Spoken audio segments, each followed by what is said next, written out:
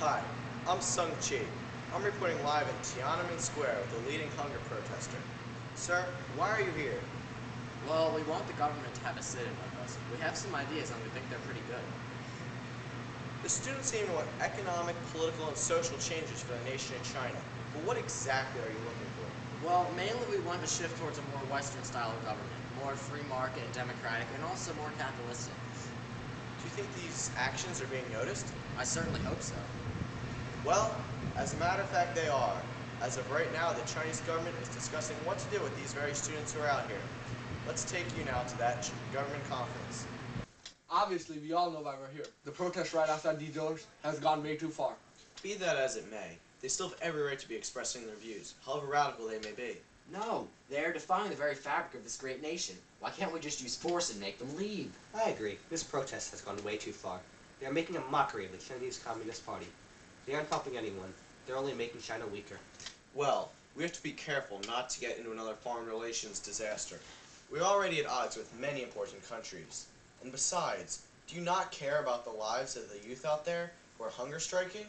They are our future. We need them. Frankly, I don't care. The lives of the few must be sacrificed for the good of the nation. You ignorant fools. Don't you know what happens when a government is soft on its people? They have revolutions. And do you know what happens to government officials during these revolutions? They get killed. Yeah, and need I remind you of how these damn kids humiliated us when Gorbachev came.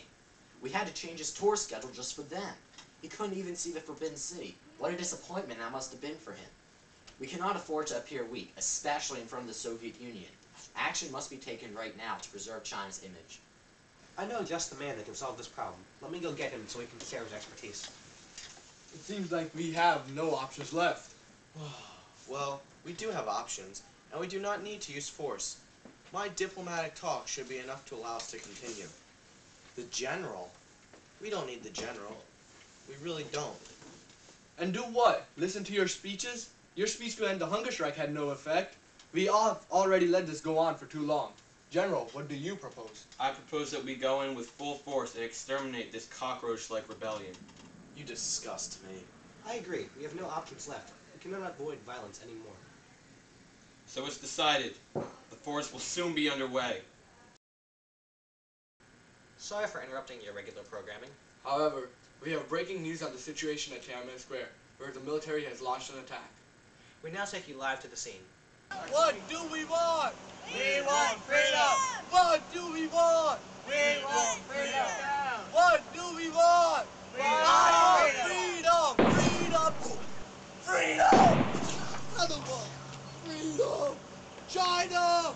Freedom! China! Freedom!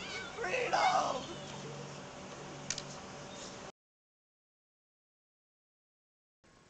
We welcome you once again to KYT News as we report the latest developments at Tiananmen Square.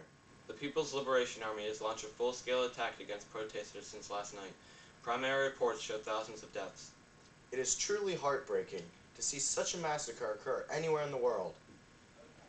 The actions of the Chinese government are being denounced by countries all over the world. Over 10,000 civilians have been reported injured. More so, leaders of the demonstration have been taken into custody. No one can say that these sacrifices were not worthwhile.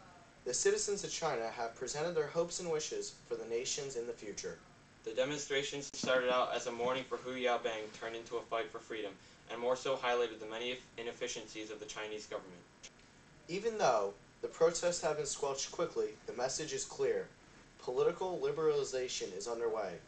Even though the government believes they have shown their strength, their weaknesses have been exposed. Today, we would like to commemorate all the lives lost in this fight for freedom. The students and workers displayed true valor in their acts, and even as the names and the ages of the victims are slowly forgotten, what sacrifices they stood for will always be remembered.